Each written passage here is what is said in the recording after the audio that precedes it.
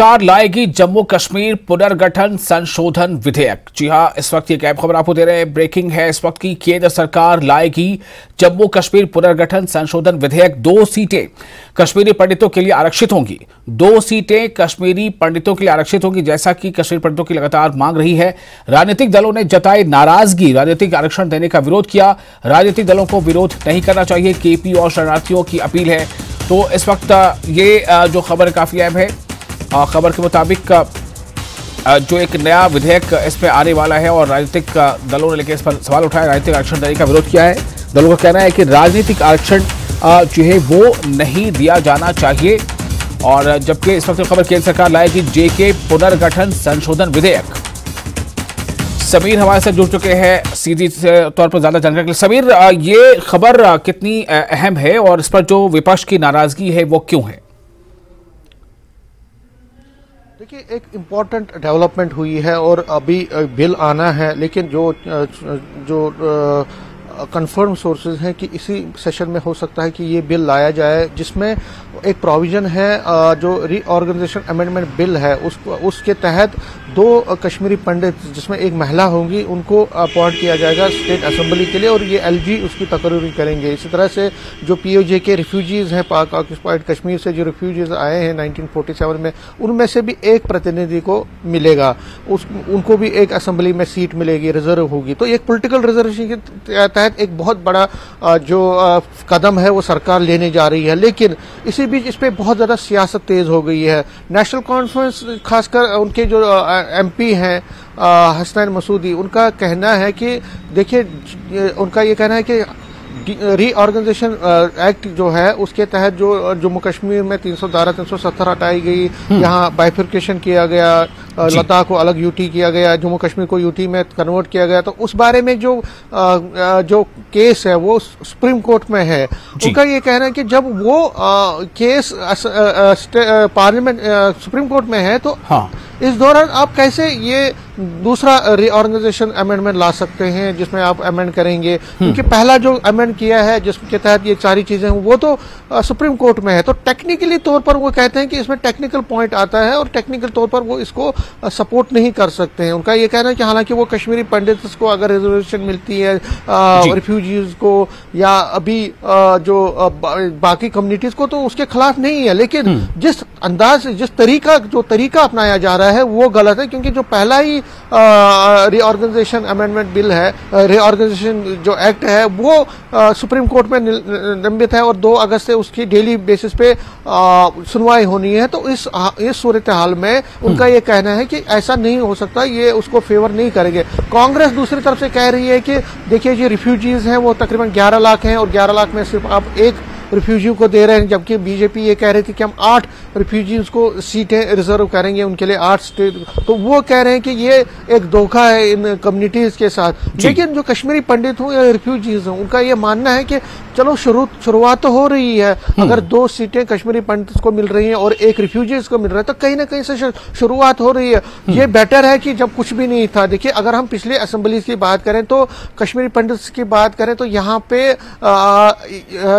पिछली असेंबली में भी और उससे पहले वाली भी असेंबली में भी कोई भी कश्मीरी पंडित नहीं था, कोई भी असेंबली मेंबर नहीं था। हालांकि एमएलसी थे पिछली में भी, जो उमर अब्दुल्ला सरकार थी जो 2009 में आई थी, उसमें विजय बकाया एमएलसी थे। उसके बाद जो 2014 में सरकार बनी उसमें 2 एमएलसी बीजेपी की तरफ से थे, लेकिन वो एमएलसी थे, लेजिस्लेटिव काउंसिल के मेंबर थे। लेजिस्लेटिव असेंबली में पिछले 2 असेंबलीज में कोई नहीं था। तो एक बड़ी ये एक कश्मीरी पंडित के लिए एक बड़ा ही सदमा था और वो अपसेट रहते थे और हमेशा वो एक डिमांड करते थे कि उनको पॉलिटिकल रिजर्वेशन मिलनी चाहिए। हालांकि कश्मीरी पंडित भी मानते हैं कि उनको 2 नहीं बल्कि 5 सीटें रिजर्व होनी चाहिए और जो रिफ्यूजीज हैं वो कहते हैं 1 नहीं, तकरीबन 6 इनको सीटें रिजर्व होनी चाहिए। लेकिन कुल मिला के जो मूड बन रहा है कश्मीरी पंडित का वो ये है कि वो इस चीज से खुश दिख रहे हैं कि कम से कम शुरुआत तो हुई, कहीं ना कहीं से शुरुआत हो रही है। और ये जो कुछ पार्टीज इसको खिलाफत कर रहे हैं वो इससे नाराज नाराज दिख रहे हैं। वो कह रहे हैं कि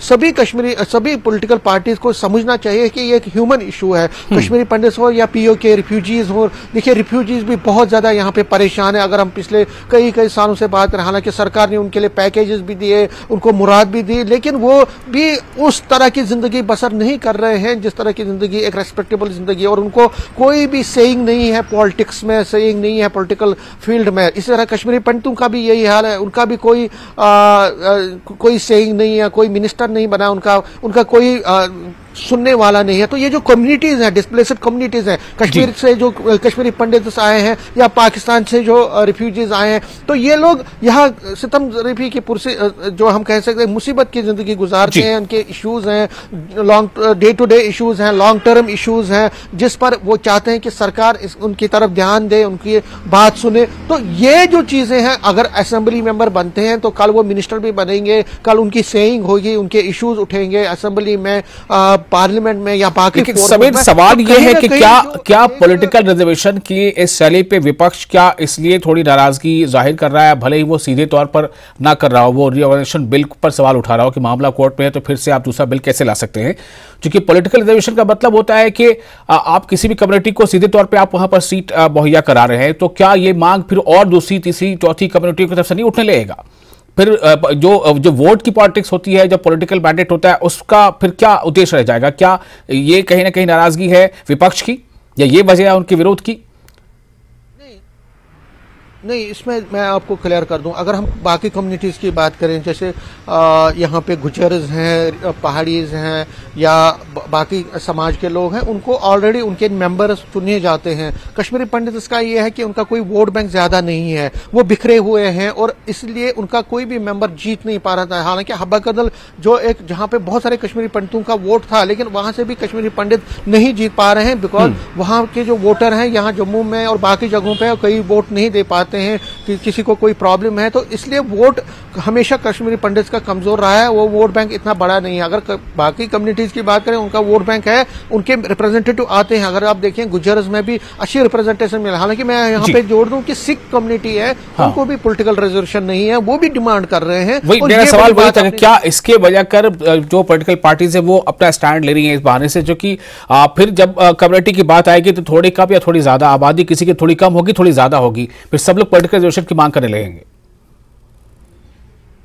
नहीं, जो अभी जो पार्टीज का स्टैंड है, जो अपोजिशन पार्टी का, वो ये है कि जी आप जो ये कर रहे हैं, रीऑर्गेनाइजेशन बिल जो ला रहे हैं, उसमें अमेंड कर रहे हैं, वो बिल ही फिलहाल जो आपने पहले किया 2019 में 5 अगस्त को, वो ऑलरेडी कटघरे में है, वो सुप्रीम कोर्ट में है, पेंडिंग है। तो आप दूसरी उसमें कैसे ला सकते हैं? वो उनके लिए इशू है, वो उनके लिए जो है सबसे बड़ा कंसर्न है, तो इसलिए वो अपोज कर रहे हैं। हालांकि जो आपने बात कही कि हाँ, दूसरी कम्युनिटीज के भी जो छोटी कम्युनिटीज हैं जिनको यहाँ पे पॉलिटिकल रिजर्वेशन वो जो डिमांड कर रहे हैं, वो भी डिमांड कर रहे हैं। देखिए, सिख कम्युनिटी की अगर हम बात करें तो 2014 में 2009 में उनका कोई हालांकि पहले उनके मिनिस्टर भी हुआ करते थे, लेकिन उनकी रिप्रेजेंटेशन भी नहीं है। तो कहीं ना कहीं पॉलिटिकल रिजर्वेशन की डिमांड वो भी लोग कर रहे हैं और बाकी कम्युनिटीज भी कर रही हैं। लेकिन जो फिलहाल जो बिल आने जा रहा है, देखिए आज अमित शाह भी मिल रहे हैं जो गुज्जर और बकरवाल और पहाड़ी लोगों से, क्योंकि उनको भी जो पहाड़ीज हैं उनको भी एसटी का दर्जा दिया जा रहा है। उस पर गुज्जर नाराज हैं। गुज्जर ये कह रहे हैं कि आप हमारा हक तो नहीं खाओगे। तो उस पर आज अमित शाह शाम को मीटिंग करने वाले हैं, और ये जो बिल है वो 1-2 दिन में कहा जा रहा है कि पार्लियामेंट में आने वाला है। तो जो कोशिश है सेंट्रल गवर्नमेंट की कि जो जम्मू कश्मीर में नेग्लेक्टेड लॉट कम्युनिटीज हैं, जिसमें कश्मीरी पंडित हैं, रिफ्यूजीज हैं, वाल्मीकि है, पहाड़ीज हैं या बाकी कम्युनिटीज हैं, उनको किसी न किसी तरीके से उनको फैसिलिटीज दी जाए, उनको रिजर्वेशन दी जाए, उनको एक तरह से मुख्य धारा में लाया जाए, क्योंकि ये लोग वो लोग हैं जो नेग्लेक्टेड लॉट माने जाते हैं, जो अपने आप को नेग्लेक्टेड मानते थे कि हमारी सुनवाई नहीं है। हालांकि ये नहीं है कि सरकार ने इनके लिए काम नहीं किया, लेकिन जो सियासत है, सियासी तौर पर ताकतवर बनाना वो बड़ी जरूरी होती है। और अगर कोई कम्युनिटी सियासी तौर पर ताकतवर है तो कल उसका भविष्य अच्छा हो सकता है, वो डिसीजन मेकिंग में अपना एक रोल निभा सकते हैं। बिल्कुल आप जो कह रहे हैं बिल्कुल बात सही है, लेकिन इसी उद्देश्य के साथ दूसरी कम्युनिटी भी फिर अपनी मांग आगे बढ़ा सकती है।